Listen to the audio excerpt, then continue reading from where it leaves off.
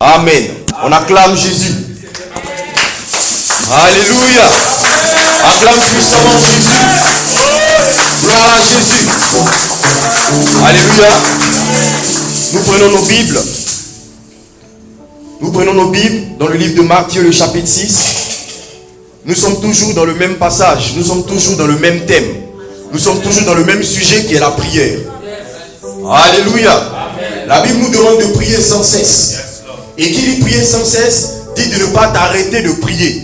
C'est quelque chose de continuel. C'est un cheminement continuel. C'est une chose que nous allons faire jusqu'à ce que le Seigneur nous appelle à lui. Alléluia. Amen. Nous sommes dans Matthieu le chapitre 6. Du verset 7 au verset 15. Matthieu 6, du verset 7 au verset 15. Je lis la parole de Dieu. Amen. En priant, ne multipliez pas les paroles vaines, comme les païens qui s'imaginent qu'à force de paroles, ils seront exaucés. Ne leur ressemblez pas, car votre Père sait de quoi vous avez besoin avant que vous le lui demandiez. Voici donc comment vous devez prier. Notre Père qui est aux cieux, que ton nom soit sanctifié, que ton règne vienne, que ta volonté soit faite sur la terre comme au ciel. Donne-nous aujourd'hui notre pain de ce jour. Pardonne-nous nos offenses, comme nous pardonnons aussi à ceux qui nous ont offensés. Ne nous induis pas en tentation, mais délivre-nous du malin, car c'est à toi qu'appartient le règne, la puissance et la gloire. Amen. Amen. Au verset 14, si vous pardonnez aux hommes leurs offenses, amen, votre Père céleste vous pardonnera aussi. Amen. Mais si vous ne pardonnez pas aux hommes, votre Père vous ne pardonnera pas non plus vos offenses. Alléluia. Amen. Alléluia. Amen. Nous allons prendre un autre verset. Jean le chapitre 20, le verset 23. Jean le chapitre 20 et le 23e verset. Ça sera notre deuxième lecture avec laquelle le Seigneur va nous faire du bien. Jean le chapitre 20, verset 23. Nous lisons la parole. Ceux à qui vous pardonnerez les péchés, ils leur seront pardonnés. Et ceux à qui vous retiendrez, ils les seront retenus. Alléluia. Amen. Prenons place. Nous sommes toujours dans le temps de la prière, dans l'enseignement de la prière. Et pour ceux qui n'étaient pas là la dernière fois, le Seigneur, dans son ministère terrestre, a montré qu'il était efficace dans la prière. Et à toutes les prières qu'il adressait au Seigneur, à toutes les prières qu'il adressait au Père, le Père exauçait. De sorte que quand il priait lui-même, il disait qu'il était convaincu. Il disait, Père, je te remercie parce que tu m'exauces toujours. Donc le Seigneur Jésus était une personne dans son ministère terrestre, bien qu'il était homme. Mais toutes les prières qu'il adressait au Père, il était exaucé. Et lorsque les disciples ont constaté cela, lorsque les disciples ont vu qu'il était tout le temps exaucé, ils se sont approchés de lui et lui ont demandé. Dans Luc le chapitre 11, verset 1, il a dit, Seigneur, enseigne-nous à prier. Et donc ce verset que nous venons de lire est une réponse à la demande des disciples. Quand on regarde dans tous les 3 ans et demi du ministère du Seigneur, tous les enseignements que le Seigneur a donnés, tous les enseignements que le Seigneur a véhiculés, toutes les paroles, toutes les pensées qu'il a véhiculées, c'était de lui-même. Mais le seul enseignement qui a été donné par rapport à une demande, le seul enseignement qui a été revendiqué par les disciples a été la prière. Donc quand ils ont demandé au Seigneur, enseigne-nous à prier, le Seigneur leur a enseigné la façon de prier. Il leur a donné un modèle, il leur a donné une formulation. Il dit, lorsque vous priez, ne faites pas comme les païens. Déjà le Seigneur fait une démarcation. Il dit, ne faites pas comme les païens, parce que les païens, lorsqu'ils prient, ils s'imaginent qu'ils seront exaucés. Sinon, Dieu ne va pas les exaucer. Dieu ne va pas les écouter leur voix. Pourquoi? Parce qu'ils sont des païens. Et après la catégorie des païens, on a parlé de ceux-là, lorsqu'ils prient, ils doivent dire notre Père qui est aux cieux. C'est-à-dire la deuxième catégorie, c'est ceux-là qui se reconnaissent comme enfants de Dieu. Ceux-là qui ont fait la paix avec Jésus. Ceux-là qui se sont réconciliés avec Dieu en Jésus-Christ de Nazareth. Et c'est ceux-là que nous sommes. Alléluia. Donc, la prière, l'enseignement nous est destiné. Le Seigneur nous disait, lorsque vous priez, dites notre Père qui est aux cieux, que ton nom soit sanctifié. Reconnais la sanctification de Dieu dans ta vie. Reconnais que Dieu est au-dessus de toutes choses. Reconnais qu'il est au-dessus de toute situation, qu'il est au-dessus de tout obstacle. Et après cela, appelle le règne de Dieu dans ta vie. Et quand le règne de Dieu est dans ta vie, c'est là maintenant que tu demandes la volonté de Dieu. Quand tu connais la volonté de Dieu, tu conformes ta prière à la volonté de Dieu. Et c'est en fonction de cela que le Seigneur peut t'exaucer. Lorsque tu connais la volonté de Dieu, c'est là maintenant que tu introduis tes sujets personnels. Alléluia.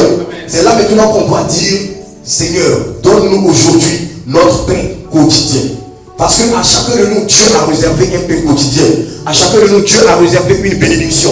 Lui-même, il dit, je connais les projets que j'ai formés sur vous. C'est des projets de bonheur et non de malheur. Des projets de bénédiction, des projets de gloire, des projets de succès, des projets de réussite. Mais avant que cela soit manifesté dans notre vie, il y a un certain processus, il y a une procédure. Donc on a vu la première partie. Mais lorsqu'on continue, quand on chemine dans le passage, on se rend compte que le Seigneur parle de pardon. Quelqu'un pourrait dire, mais on te demande de nous enseigner la prière. On te demande de nous montrer ton secret. On te demande de nous montrer ta stratégie. Comment est-ce que tu fais pour être exaucé toujours? Tu introduis une histoire de pardon dedans. Mais quel est le lien entre le pardon et l'exaucement de la prière? Alléluia. En regardant, on peut ne pas s'en rendre compte. Parce que prier, c'est prier. Prier, on parle à Dieu, on lui demande des choses et puis il exauce. Mais comment est-ce que le Seigneur, pendant qu'il enseigne la prière, introduit l'histoire de pardon dedans? Alléluia. Tout simplement parce que la relation entre l'homme et Dieu, la vie chrétienne, la vie spirituelle, a deux dimensions. Il y a une dimension qui est reliée au Seigneur. C'est-à-dire, l'enfant de Dieu doit avoir une relation avec Dieu. Tu dois avoir une relation avec Dieu. Mais à côté de cela, tu dois avoir aussi une autre relation avec tes prochains. C'est pour ça que le Seigneur, parlant des lois, il a dit, c'est vrai que dans la Torah, il y a près de 613 lois. Mais je vous donne un commandement nouveau. Je vous donne un nouveau commandement. Le commandement est que tu dois aimer ton Dieu au-dessus de toute chose. Tu dois l'aimer plus que toute chose, de toute ta force, de toute ta pensée, de toute ton âme. Mais à côté de cela, tu dois aimer aussi ton prochain comme toi-même. C'est un commandement, ce n'est pas deux commandements. Mais le seul commandement a deux branches. Lorsque tu te positionnes sur une branche et que tu laisses l'autre branche, tu ne peux pas être efficace dans la prière. Souvent on court, on prie à Dieu, on parle à Dieu, on entretient plus notre relation avec Dieu, on entretient plus notre communion avec Dieu, sans entretenir notre communion avec nos frères et nos soeurs. On n'entretient pas l'amour avec le prochain. Et c'est ce qui crée beaucoup de problèmes. Voici pourquoi lorsque le Seigneur parle, lorsque le Seigneur enseigne la prière, il montre d'abord la relation avec Dieu. Mais à côté de cela, il fait sortir aussi, il fait une ouverture concernant la relation avec l'homme. Il dit, si vous pardonnez vos frères, lorsque quelqu'un vous offense, si vous lui pardonnez, c'est là que votre Père pourra aussi vous pardonner. Alléluia. Je vais établir un peu, je vais illustrer, j'ai besoin de 4 personnes. Je vais illustrer quelque chose. Afin que nous puissions comprendre, j'ai besoin de 4 personnes, s'il vous plaît. 4 personnes. Pour nous faire comprendre l'importance du pardon dans l'exaucement de la prière. Alléluia. Voici un exemple. Viens là, s'il te plaît. Merci. Voici 2 personnes. Une même église. 2 personnes ici ont offensé ceux-là. Et la Bible nous dit, lorsque tu pardonnes à ceux-là qui t'ont offensé, toi aussi Dieu te pardonne. Amen. Mais quand tu ne leur pardonnes pas, Dieu ne te pardonne pas. Amen. Alléluia. Amen. Et à côté de cela, il dit, dans le dernier verset, dans Jean le chapitre 20, le verset 23 qu'on a lu, il dit, tous les péchés que vous allez retenir contre des personnes, les péchés leur seront retenus. Je conclus. Si ceux-là ont offensé ceux-là et que ceux-là ne leur pardonnent pas, ils ne sont pas pardonnés de Dieu. Et puisque ceux-là aussi n'ont pas pardonné, eux non plus, ils ne sont pas pardonnés. Alléluia, vous pouvez vous asseoir s'il vous plaît. Je vais expliquer. Alléluia. Donc il dit, lorsque les personnes vous offensent et que vous ne leur pardonnez pas, vous-même vous n'êtes pas pardonné et les autres aussi ne sont pas pardonnés, ceux qui vous ont offensé. De sorte qu'on se retrouve aujourd'hui avec des groupes, des assemblées, des personnes, de groupes de chrétiens, des familles qui vivent sans le pardon. Or, une personne qui n'est pas pardonnée garde ses péchés. Et quand tu gardes tes péchés, tu es pécheur. Et nous avons vu la dernière fois, selon Isaïe, qu'un pécheur n'est pas exaucé. Amen. Je ne sais pas si vous comprenez. Alléluia. Amen. Alléluia. Amen. Lorsque tu gardes les péchés de quelqu'un, lorsque tu gardes quelqu'un emprisonné dans ton cœur, que tu aies raison ou pas, que tu aies tort ou pas, lorsque tu gardes les péchés de quelqu'un dans ton cœur, toi-même tu n'es pas pardonné. Et quand tu n'es pas pardonné, tes péchés, toi-même tu les gardes. Quand tu les gardes, tu es un pécheur. Et quand tu es un pécheur, la parole dit que toutes les prières que tu adresses à Dieu, c'est comme de la fumée dans une narine. C'est des prières abominables. Voici l'un des plus gros problèmes qui fait que les chrétiens ne sont pas exaucés aujourd'hui. C'est vrai que nous prions, c'est vrai que nous jeûnons, c'est vrai que nous faisons beaucoup de choses, des retraites spirituelles et tout ça, mais nous ne voyons pas l'impact de la prière, nous ne voyons pas les résultats. Pourquoi? Parce qu'il y a cet élément-là que l'on néglige. Voici pourquoi on parle de la prière, c'est vrai, mais aujourd'hui, mon sous-thème sera l'importance du pardon dans l'exaucement de la prière. On peut prier, mais c'est l'exaucement que nous cherchons. On peut prier, mais c'est les résultats que nous cherchons. On peut prier, mais c'est les preuves, c'est la production, c'est ce que la prière produit que nous recherchons. Alléluia. Raison pour laquelle le Seigneur dit, bénissez ceux qui vous maudissent. Lorsqu'on lit la Bible, ouvrons bien notre esprit pour comprendre ce que le Seigneur veut nous communiquer comme pensée. Comment est-ce que Dieu peut demander à une personne de bénir celui-là qui le maudit? Parce qu'en général, pour mettre en pratique cette parole, on se dit non, Dieu a dit de bénir ceux qui nous maudissent. Donc on se tient debout et on commence à dire, Seigneur, bénis ceux qui me maudissent. Bénis ceux qui me maudissent, ça n'a rien à voir. Bénir une personne, ce n'est pas libérer des paroles. La Bible dit que c'est de l'abondance du cœur que la bouche parle. Donc tu peux dire des bénédictions, tu peux dire de bonnes paroles. Mais si la chose n'est pas du plus profond de ton cœur, ça sera sans effet. Or, si tu dois parler à quelqu'un du plus profond de ton cœur, une personne qui t'a maudit, si tu veux la bénir, il faut d'abord au préalable que tu l'aies déjà pardonné. Tu es conscient que la personne t'a maudit. Tu es conscient que la personne ne veut pas ton bien. Tu es conscient que la personne te veut du mal. Tu es conscient que la personne te critique. Et du plus profond de ton cœur, tu veux le bénir. C'est que tu lui as pardonné. C'est que tu lui as pardonné toutes ses critiques. C'est que tu lui as pardonné toutes ses querelles. C'est que tu lui as pardonné toutes les malédictions. C'est que tu lui as pardonné toutes les mauvaises pensées qu'il a eues vers toi. Alléluia. Quelqu'un dit l'importance du pardon dans l'exaucement de la prière. C'est vrai que nous prions beaucoup. La dernière fois, j'avais parlé de Caïn. J'ai parlé de Caïn et d'Abel. La Bible nous dit que Dieu a jeté un regard favorable sur Abel et sur son offrande, sur sa prière. Et il n'a pas jeté un regard favorable sur Caïn et sur son offrande. Certains pourraient dire, souvent on entend beaucoup dans les prédications, on dit non, c'est parce que Abel a donné un animal et que Caïn a donné des fruits qui n'ont pas été exaucés. Mais Caïn qui était un agriculteur, qu'est-ce qu'il pouvait offrir à Dieu?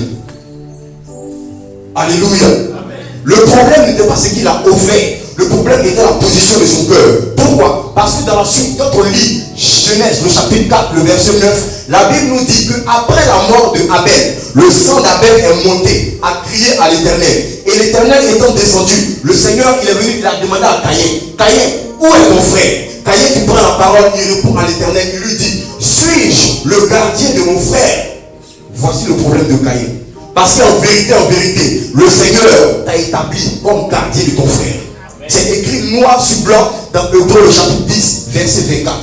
La Bible dit, veillez les uns sur les autres. Lorsque la Bible parle de veiller, on ne dit pas de ne pas dormir, on ne parle pas de sommeil. Non, la Bible parle de veiller, parle de surveiller.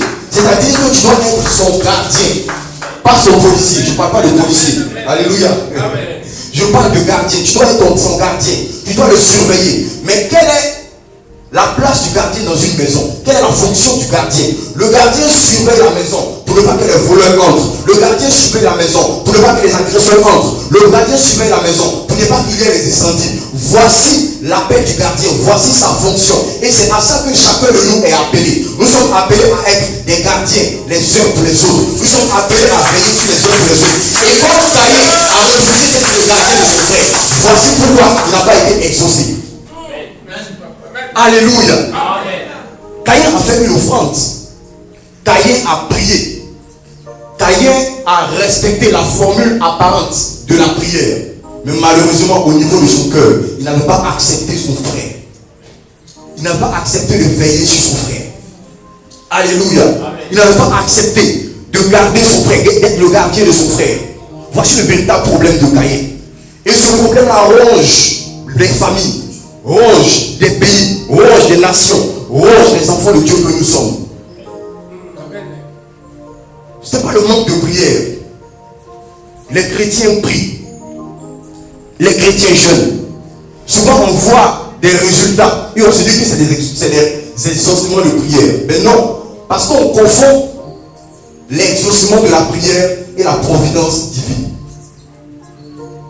L'exaucement d'une prière, c'est lorsque tu pries à Dieu, lorsque tu élèves une prière claire, précise à Dieu et que Dieu t'exauce. Exemple Bartimée. La Bible nous dit que Bartimée était aveugle et il s'est approché vers le Seigneur. Il est arrivé vers le Seigneur, il dit au Seigneur, je veux voir de nouveau. Fais que je vois de nouveau. Et le Seigneur lui a dit, ta foi t'a sauvé. Ça c'est un exaucement. Mais à côté de l'exaucement, il y a la providence divine. C'est-à-dire que ça ne dépend ni de ta prière, ni de ton jeûne, ni de ta vie. Mais c'est Dieu lui-même qui décide dans sa souveraineté de faire quelque chose. Exemple, la vie de Jean-Baptiste, la naissance de Jean-Baptiste. La Bible dit que Jean-Baptiste a eu une mère qui avait été stérile avant sa naissance. Et son mari était Zacharie, sacrificateur. Et leur prière, eux leur jeûne, tout ce qu'ils ont fait n'a pas produit le résultat. Mais Dieu lui-même, dans sa souveraineté, puisqu'il avait besoin de quelqu'un pour aplanir les sentiers de Jésus, il a donné l'enfantement à Élisabeth. La preuve que la naissance de Jean-Baptiste n'était pas l'exaucement de prière, c'est que Zacharie est devenu muet. Pourquoi est-ce qu'il est devenu muet? Il est devenu muet parce qu'il était incrédule. Donc ce n'est pas l'exaucement de sa prière. Alléluia. La Bible nous dit selon le livre de Jean, le chapitre 5, il y avait un malade qui était dans la piscine de Bethesda. Pendant 38 ans, il était malade. Et en ce temps-là, pour être guéri, pour avoir son miracle, il fallait, lorsque l'eau était remuée par un ange, il fallait tomber dans l'eau. Et quand tu tombais dans l'eau, tu étais guéri. Il ne pouvait pas respecter cette procédure. Il ne pouvait pas s'élever pour tomber dans cette eau. Mais lorsque le Seigneur Jésus se présente à lui, le Seigneur lui demande lui-même, est-ce que tu veux être guéri? Il n'est pas capable de dire qu'il veut être guéri. Le Seigneur le regarde. Le Seigneur lui dit, lève-toi, prends ton lit et marche. Ce miracle, ce n'est pas un exaucement. Parce que ce n'est pas le fruit d'une prière. Et comme ça, dans l'église, on marche souvent dans la providence divine. C'est-à-dire Dieu fait quelque chose de sa souveraineté.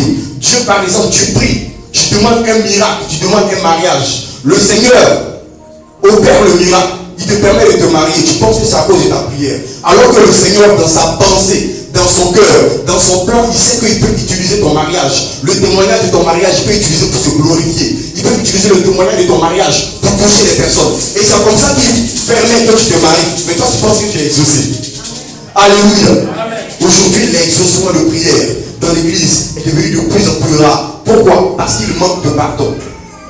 Et le diable sait que lorsqu'une personne n'est pas pardonnée, ses prières ne sont pas exaucées. C'est pourquoi lorsqu'il veut infiltrer une église, lorsqu'il veut bloquer les prières d'une église, lorsqu'il veut arrêter l'avancement de l'œuvre de Dieu, il s'arrange afin d'infiltrer les divisions, il infiltre les querelles, il infiltre les problèmes, parce qu'il sait que les problèmes seront réglés de façon superficielle, parce qu'au plus profond, il n'y aura pas de pardon. Et il sait que lorsque le pardon n'est pas là, lorsque le pardon n'est pas dans le cœur, et qu'on prie, on n'est pas exaucé.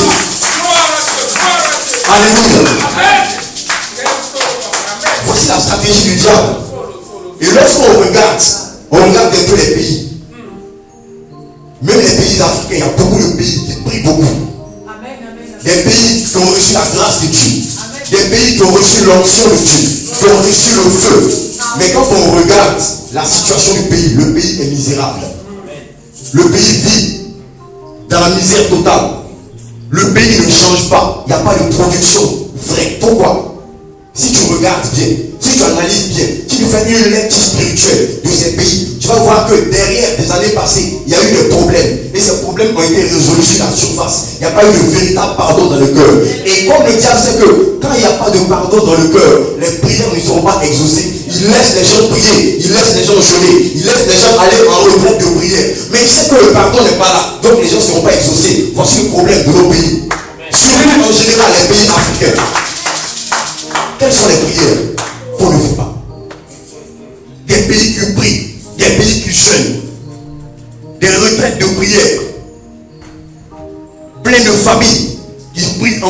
indigène, en famille. Mais en général, le pardon n'a pas été expérimenté.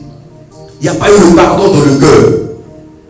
Les gens ne se sont pas pardonnés les uns et les autres. Les pays sont remplis d'hypocrisie. Les familles sont remplies d'hypocrisie. Les peuples sont remplis d'hypocrisie. De façon physique, de façon apparente, il y a les souris jaunes. Les uns rient avec les autres. Les uns se saluent. On fait même des gouvernements. On fait même des mouvements, des associations, des ONG. Pourtant, au fond, chacun dans son cœur a une rancœur avec l'autre. Voici pourquoi les pays ne sont pas exaucés. Alléluia. L'importance du pardon dans l'exaucement de la prière. Quelqu'un dit avec moi l'importance du pardon dans l'exaucement de la prière. Alléluia. Voici le véritable problème. Le diable sait que dès qu'une situation va arriver dans la famille, dès qu'une situation va arriver dans l'église, dès qu'une situation va arriver dans le pays, la première chose que les chrétiens vont faire, ils vont commencer à prier. Et il sait que ça sera sans effet. Il sait que ça sera sans effet. Pourquoi? Parce qu'il y a un problème. Et c'est pour ça que la Bible nous dit que Daniel, dans le livre de Daniel au chapitre 9, Daniel a commencé à prier. Il a commencé à jeûner. Il a commencé à intercéder. Et pendant longtemps, la situation du pays ne changeait pas. La situation du peuple ne changeait pas. Mais il continuait de prier jusqu'à ce que Daniel comprenne. Et quand il a compris, il a commencé à prier. Dans Daniel au chapitre 9, verset 20 à verset 22, il a commencé à intercéder. Il a commencé à demander pardon pour son peuple et demander pardon pour lui-même. Pourquoi? Parce qu'il savait que le pardon allait ouvrir une porte. Lorsqu'on lit bien le livre de Daniel, on se rend compte que Daniel a vécu une période où le peuple d'Israël avait été déporté en Babylonie. Ils ont été déportés à l'étranger. Ils ont été dans un pays qui ne leur appartenait pas. Alléluia. Daniel était dans un pays étranger. Et quand tu regardes la source de ce problème, la source pour laquelle le pays s'est retrouvé dans un autre lieu, dans un autre pays, le peuple a été déporté dans l'esclavage. Quand tu regardes bien, tu vas voir que le problème était le comportement des rois. Le roi Ézéchias et le roi Joachim. C'est à cause de leur comportement que le Seigneur a livré Israël des mains des ennemis. Et donc Daniel a compris la chose. Il y a eu beaucoup de prières. Il y a eu les sacrificateurs qui étaient là. Il y a eu les prêtres qui étaient là, les lévites qui étaient là, les prophètes qui étaient là. Ils ont tout fait, il n'y a pas eu de changement. Mais Daniel a compris, il a eu la clé. Il a compris qu'en fait, il y a eu un problème de manque de pardon. Parce que tout le peuple savait que c'était à cause du roi que le pays avait été vendu. Le peuple savait que c'était à cause des sacrificateurs que le pays avait été vendu. Mais les gens priaient avec cette rancœur dans le cœur. Avec cette rancune dans le cœur. Aujourd'hui, je voudrais te poser une question. De la même manière que David, au temps de Daniel, pardon, le pays avait été vendu à cause du roi Ézéchias. Aujourd'hui, c'est ce qu'on se dit. Le pays a été vendu par tel président. Le pays a été vendu par tel général. Non, notre pays aujourd'hui, si on souffre, c'est à cause de telle personne. C'est parce qu'il a eu tel comportement, il a signé tel accord avec les colons. Voici pourquoi nous souffrons aujourd'hui. Et nous prions, mais en général, on a cette rancœur dans notre cœur. Tu veux être exaucé, tu veux être efficace dans la prière. Lorsque tu pries, tu veux voir des produits. Lorsque tu pries, tu veux voir l'exaucement. Tu veux voir l'œuvre, tu veux voir Dieu intervenir dans ta prière. Mais je vais te poser une question. Est-ce que tu as pardonné aux autorités de ton pays? Daniel avait pardonné au roi qui avait vendu le pays. Est-ce que tu as pardonné au président qui, selon toi, a vendu ton pays? Alléluia. Les peuples ne pardonnent pas. Les peuples ne pardonnent pas aux autorités. C'est vrai que les gens ont vendu. C'est vrai que les gens ont fait des choses. Mais avant que le Seigneur exauce, Dieu regarde d'abord le cœur. S'il voit que le pardon n'est pas là, il n'exauce pas. Alléluia. Amen. Quand il voit que le pardon n'est pas là, il ne peut pas exaucer. Et le diable le sait. Le diable le sait. Et la Bible nous dit que quand Daniel a compris cela, lorsqu'il a compris cela, il a mis la parole en pratique. Il a commencé à demander pardon pour le roi, demander pardon pour l'œuvre des sacrificateurs, demander pardon pour les lévites, demander pardon pour tout le peuple. Après avoir demandé pardon pour tout le peuple, c'est là qu'il a demandé pardon pour lui-même. Et la Bible nous dit, pendant qu'il demandait pardon, il n'avait même pas encore fini de prier, il n'avait même pas encore fini de parler. Daniel parlait encore dans sa prière qu'un ange a été mandaté du ciel. Il est venu d'un vol rapide. C'est-à-dire quoi? Que l'ange attendait. Dieu avait envoyé l'exaucement. Dieu avait mandaté un ange. Dieu avait demandé à un ange de venir exaucer Daniel. Mais il attendait d'abord le pardon. Il attendait d'abord la manifestation du pardon. Et lorsque le pardon a été manifesté, l'ange qui était pressé d'amener l'exaucement est venu d'un vol rapide. Amen. Alléluia. En général, on dit que les anges se déplacent. Amen. Mais dans ce passage de Daniel, la Bible nous dit que l'ange est venu d'un vol rapide. C'est-à-dire que l'ange s'impatientait. Il voulait exaucer, mais malheureusement, la condition ne lui permettait pas. Il voulait amener l'exaucement. Daniel priait. Il devait être exaucé. Mais l'ange était bloqué. L'ange était impatient.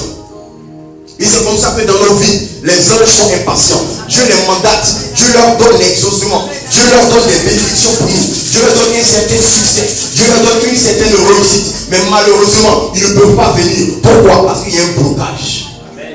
Le manque du pardon. Amen. Alléluia. Amen. Le manque du pardon. Et c'est ce qui a tué Judas. Alléluia. Amen. C'est vrai que souvent Judas, il a été étiqueté comme une mauvaise personne. Mais ce qui a tué Judas, c'est le manque de pardon. C'est vrai que Judas a livré le Seigneur.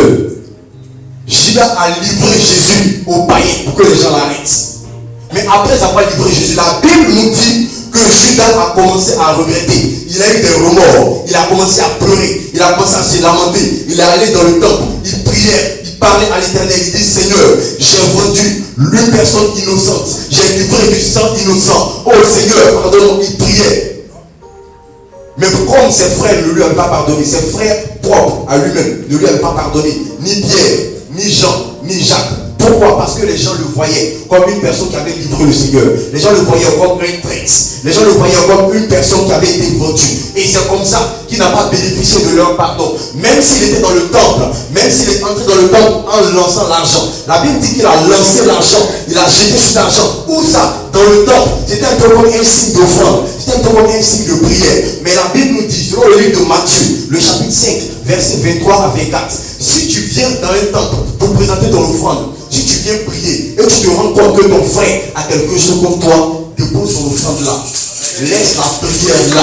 Il retourne te réconcilier avec ton frère. Pourquoi le Seigneur dit ça? Parce qu'il sait que si la réconciliation n'est pas là, tout ce que tu vas faire dans le temps, ça sera sans effet. Alléluia. Malheureusement, Judas n'a pas bénéficié de cela. Malheureusement, il n'a même pas bénéficié du pardon du Seigneur Jésus. C'est vrai que la Bible nous dit qu'à la croix, Jésus a dit, Père, pardonne-leur, car ils ne savent pas ce qu'ils font. Mais avant que Jésus dise ça, Judas était déjà mort. Il s'était déjà suicidé. Si une personne, si un frère, si Pierre, Jean, Jacques, Matthieu ou Philippe étaient allés voir Judas pour dire non, c'est vrai que tu as déconné, c'est vrai que tu as fait quelque chose de mal. Mais frère, viens, parce que c'était la prophétie. C'était écrit comme ça, ça allait se faire. Si une personne avait manifesté ce pardon vis-à-vis de Judas, je crois que Judas serait restauré. Et c'est comme ça que beaucoup de personnes meurent de la culpabilité parce qu'ils ne sont pas pardonnés. Beaucoup de personnes sortent des familles parce qu'ils sentent qu'ils ne sont pas pardonnés. Beaucoup de personnes sortent des églises parce que c'est vrai, une personne peut déconner, une personne peut poser une mauvaise action, une personne peut faire quelque chose de mal, mais la façon de la récupérer, la façon de la frapper, la façon de la manifester, l'amour et le pardon peut ramener la personne. Amen. Alléluia. Amen. Judas a une personne pour le ramener. Une personne qui déconne, qui sort de l'église. Alors que toi, tu es appelé à veiller sur lui. Tu es appelé à le garder. Tu es appelé à prier en sa faveur. Lorsque la personne sort, quelle est la manifestation que toi tu as? Alléluia. Amen.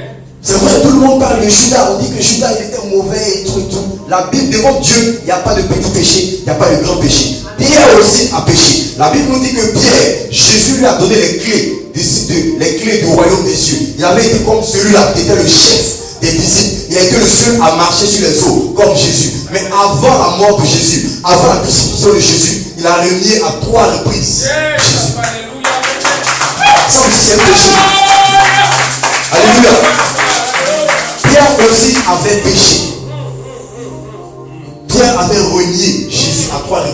Lorsqu'on parle de régner, c'est-à-dire que tu ne reconnais pas Jésus tel qu'il est. Pour moi, je crois que c'est plus que Judas. Parce que Judas, il aimait l'argent. Judas aimait l'argent.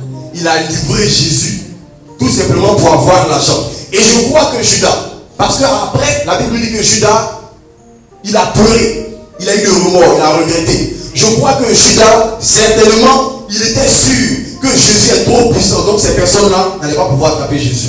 Lui voulait prendre son argent, livrer Jésus, et Jésus allait disparaître dans leurs mains. Mais malheureusement, il n'avait pas compris la pensée de Dieu. C'est pour ça que quand il s'est rendu compte que Jésus est en train de mourir vraiment, mais ils sont en train de le tuer, mais ils sont en train de le crucifier. Oh, c'est ma faute. C'est là qu'il a commencé à pleurer, il est parti se suicider. Sinon, une personne mauvaise qui n'aimait pas Jésus ne peut pas se suicider. Mais comme il croyait en Jésus, la Bible dit que Judas croyait en Jésus. Et Judas était celui-là qui était le trésorier. Il était le trésorier de Jésus. Il gardait l'argent de Jésus. Il était celui-là qui gardait le trésor de Jésus. Or, la Bible nous dit que là où se trouve ton cœur, là où se trouve ton trésor. Donc, le cœur de Jésus était dans la main de Judas. Judas était une personne qui croyait en Jésus. Il ne croyait pas que Jésus allait mourir facilement comme ça. Il voulait juste prendre son argent et puis partir. Mais malheureusement, il ne connaissait pas le plan de Dieu. Mais Pierre, malgré ce qu'il a fait, Pierre, malgré qu'il ait régné, pas une fois, pas deux fois, à 3 reprises, il a régné Jésus. Mais la Bible nous dit, comme Jésus a manifesté le pardon à la croix, comme il a dit, Père, pardonne-leur quand ils ne savent pas ce qu'ils font. La Bible nous dit que Pierre est revenu à Jésus. Pierre est revenu. Et nous avons vu comment est-ce que la vie de Pierre a évolué. La gloire de Dieu s'est manifestée dans sa vie. Pourquoi? Parce qu'il y a eu un pardon qu'il avait bénéficié. Alléluia. La Bible nous dit que Pierre, lui-même, après cette sortie de cette situation, il a reçu le Saint-Esprit. Mais après, on l'a mis en prison. Il a été emprisonné, il a été flagellé, il a été maltraité. Mais quand il est sorti, les mêmes personnes qu'il avait maltraitées, les mêmes personnes qu'il avait insultées, il marchait tout simplement. On déposait les gens du peuple sous ses yeux. Mais en marchant, son ombre tout simplement guérissait ces personnes. Pierre n'avait pas besoin de prier. La prière, ce n'est pas seulement les paroles qui sortent, mais la prière, c'est l'expression du cœur. Parce que Pierre avait bénéficié du pardon de Jésus. Quand il marchait, le pardon se déversait sur les malades. Et ces malades étaient guéris. Pierre ne priait pas. Alléluia. L'efficacité, ce n'est pas la parole. L'efficacité, ce n'est pas les mots qu'on déverse. L'efficacité, ce n'est pas les expressions. Mais l'efficacité, c'est la position de ton cœur. L'expression de ton cœur. Peut-être que tu as un cœur disposé pour Dieu. Mais est-ce que tu as un cœur disposé pour ton frère? Est-ce que tu as un cœur disposé pour ta soeur? Voici la question. Alléluia. Regarde ton voisin. Regarde ton voisin. Et demande-lui, à combien de fois tu as prié pour moi? Alléluia. Demande à ton voisin, tu as prié pour moi combien de fois depuis qu'on se connaît? Ça fait peut-être 3 ans qu'on se connaît. Ça fait peut-être 2 ans qu'on se connaît. Ça fait peut-être 1 an qu'on se connaît. Mais quel est le jour? À combien de reprises tu as prié pour moi? Dis à ton frère, tu as été établi pour veiller sur moi. Tu as été établi pour veiller sur moi. Alléluia. L'importance du pardon dans l'exaucement de la prière. Et Jésus même connaissait ce principe. La Bible nous dit que Jésus, il a été capturé, il a été livré, et ils l'ont flagellé, ils l'ont chicoté avec des coups de fouet, ils l'ont giflé, les gens même ont craché sur son visage, ils l'ont insulté, ils se sont moqués de lui, et ils l'ont crucifié, ils ont mis des épines, des clous dans ses mains, des clous dans ses pieds. Il a pris même un coup d'épée dans les côtes. Jésus connaissait le principe. La Bible dit que Jésus s'est fait pécher. Il a porté nos péchés. Donc il y avait des péchés sur lui. Et Jésus ne pouvait pas partir comme ça. Parce qu'il savait que s'il partait comme ça, sa destinée, il ne pouvait pas l'accomplir. Il sait que lorsque tu retiens les péchés de quelqu'un, tes prières ne sont pas exaucées. Lorsque toi-même tu retiens les efforts de ton frère, tu ne peux pas être exaucé. Raison pour laquelle Jésus, à la croix, voulait prier pour lui-même. Il voulait remettre son esprit entre les mains du Père. Mais il s'est rappelé du principe du pardon. C'est ainsi qu'il a dit, Père, pardonne-leur, car ils ne savent pas ce qu'ils font. Et après avoir pardonné leurs péchés, après avoir manifesté le pardon, c'est ainsi qu'il a prié pour lui-même. Et la Bible dit que le Père a pris son esprit. Alléluia. Jésus, l'homme le plus efficace dans la prière. Il a compris qu'il ne pouvait pas partir. Il savait qu'il devait aller pour un combat dans l'au-delà. Il devait aller combattre dans le séjour des morts. Il devait aller prendre les clés de l'enfer. Mais il savait que ce mouvement est un mouvement spirituel. C'est un mouvement qui découle de la prière. Mais il savait que la prière qui n'est pas posée sur le pardon ne peut pas être exaucée. Amen. Jésus a compris la chose. C'est pour ça que ses dernières paroles, ça a été le pardon et le fait de remettre son esprit entre les mains du Seigneur. Amen. Alléluia. Quelqu'un peut acclamer le Seigneur. Alléluia. Alléluia. L'importance du pardon dans la prière. Beaucoup de personnes ont péché, mais la Bible nous dit que le pardon est une force. Le pardon est une manifestation de l'amour. Le pardon est une manifestation du plus grand fruit de l'esprit qui est l'amour. Beaucoup de personnes ont péché.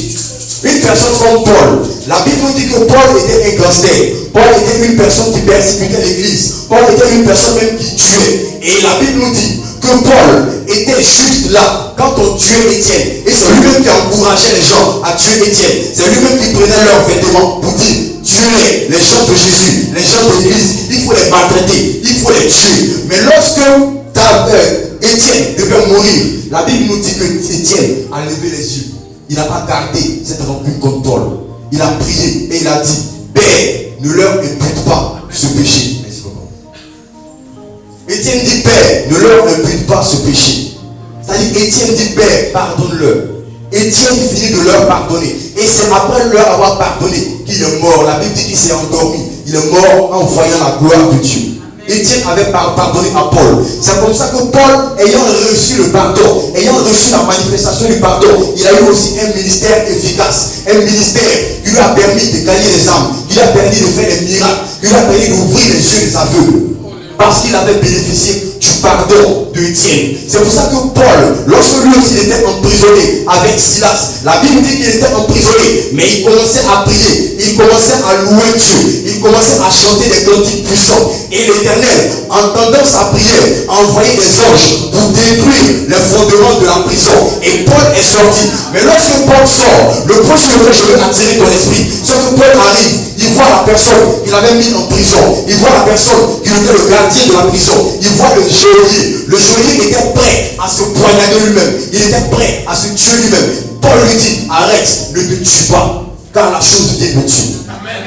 Si c'était nous, une personne qui nous a mis en prison, on prie Dieu et le Seigneur envoie des anges pour ouvrir la porte. On voit que la personne veut se tuer elle-même. On va dire: mais qu'elle se tue? Qu'il se tue, au moins il saura que j'ai un Dieu. Qu'il tombe, au moins il saura que j'ai un Dieu. Qu'il meurt, au moins il saura que j'ai un Dieu. Cette manifestation est la manifestation des personnes qui n'ont pas le pardon. Paul avait bénéficié du pardon d'Étienne. C'est pour ça qu'il a pardonné à ses geôliers. Quand le geôlier voulait se tuer, il dit au geôlier: ne te tue pas, mais il y a un moyen par lequel tu peux être sauvé. Crois au Seigneur Jésus, tu seras sauvé, toi et ta famille. Crois au Seigneur Jésus, tu seras restauré. Crois au Seigneur Jésus, tu seras ceux qui vont bénéficier de la représentation de Dieu. Alléluia. Alléluia. C'est ainsi que le geôlier, lui aussi, a bénéficié du pardon. Et il a été sauvé. Comment il a été sauvé? Parce qu'il a été pardonné par Paul. Alléluia. La prière est bonne. Les formulations sont bonnes. Les paroles sont bien. Les expressions sont bien. Mais quand il n'y a pas de pardon, l'exaucement ne se fera pas. Alléluia. Raison pour laquelle quelqu'un va se lever, tu vas mettre ta main sur ton cœur. Tu vas mettre ton main sur ton cœur, tu vas parler à l'Éternel. Tu vas dire au Seigneur en ce soir, peut-être que tu ne connaissais pas cette réalité, mais tu as entendu la voix du Seigneur. Et tu ne veux pas endurcir ton cœur. Tu vas dire au Seigneur, tout cela que tu as gardé dans ton cœur, tout cela que tu as retenu dans ton cœur, tout cela qui t'ont offensé, tout cela qui ont posé des actes mauvais, tu le pardonnes en ce jour. Tu les détaches de ton cœur parce que tu as compris que le fait de garder rancune bloque ta prière. Le fait que tu ne donnes pas le pardon à ceux qui t'offensent bloque ta prière. Ça fait que tes prières ne sont pas efficaces. Prions l'Éternel Dieu. Oh Seigneur Dieu, nous voulons te bénir, te rendre grâce. Merci Seigneur par ta parole. Merci Seigneur pour la pensée que tu nous as communiquée. Merci Seigneur Dieu de gloire. Seigneur, nous avons beaucoup de projets. Nous avons beaucoup d'ambition. Nous voulons voir ta gloire dans notre vie. Nous voulons voir l'exaucement dans notre vie, Seigneur. Mais aujourd'hui, nous avons compris que le manque de pardon est un blocage pour nous. Le manque de pardon rend nos prières inefficaces. Le manque de pardon rend nos prières limitées. En ce soir, Seigneur, tout cela que j'ai retenu dans mon cœur, je les détache maintenant. Tout cela que j'ai retenu dans mon cœur, je les détache maintenant. Tout cela que j'ai retenu dans mon cœur, je les détache maintenant, Seigneur. Tout cela qui m'ont offensé, quelles que soient les offenses, quelles que soient les paroles mauvaises, quelles que soient les paroles méchantes, quelles que soient les persécutions, quelles que soient les humiliations, quelles que soient, Seigneur Dieu, tout cela qui m'ont frustré, les frustrations, papa, je veux te demander pardon. Je veux te demander pardon pour les avoir enterrés dans mon cœur. Je veux te demander pardon pour les avoir gardés dans mon cœur. Je veux te demander pardon parce que je n'ai pas pardonné, Seigneur. Je n'ai pas pardonné, Seigneur Dieu. Je veux te demander pardon pour leur vie et je veux leur pardonner. Je veux leur pardonner. Tous mes frères qui m'ont frustré, tous mes frères qui ont eu de mauvaises paroles contre moi, tous mes frères et sœurs qui ont eu de mauvaises pensées contre moi, tous ceux-là qui m'ont maudit, Seigneur, en ce jour, je les pardonne. En ce jour, je les pardonne, Seigneur. En ce jour, je les pardonne, Papa, parce que je veux être efficace dans la prière. Je veux être efficace dans la prière, Seigneur. Je veux être efficace dans la prière, Seigneur. Je ne veux pas d'obstacle. Je ne veux pas de barrière. Je ne veux pas de barrière. Je ne veux pas de blocage, Seigneur. Lorsque je prie, je veux que tu m'exauces. Lorsque je prie, je veux que tu m'exauces, Seigneur. Père, je pardonne maintenant toutes les autorités de mes pays. Je pardonne maintenant toutes les autorités. Le président de mon pays qui avait vendu le pays. Le président de mon pays qui avait vendu le pays. Seigneur, je le pardonne en ce jour. Je pardonne à tous ceux-là qui avaient créé la rébellion dans mon pays. Je pardonne à tous ceux-là qui avaient soutenu la rébellion. Je pardonne à tous ceux-là qui avaient soutenu la rébellion dans mon pays, Seigneur. Je pardonne aux frères et aux sœurs qui m'avaient porté à tête. Qui m'avaient porté à tête. Qui m'avaient porté à tête. Seigneur Dieu, je le pardonne en ce jour. Je le pardonne en ce jour. Je le pardonne en ce jour. Au nom de Jésus, je le pardonne en ce jour. Afin que mon ciel s'ouvre, Papa. Afin que mon ciel s'ouvre, Seigneur. Afin que mon ciel s'ouvre, Seigneur. Je le pardonne. J'ouvre mon cœur maintenant. J'ouvre mon cœur maintenant. J'ouvre mon cœur maintenant pour manifester le pardon. J'ouvre mon cœur maintenant pour manifester l'amour. J'ouvre mon cœur maintenant pour manifester la charité. J'ouvre mon cœur maintenant.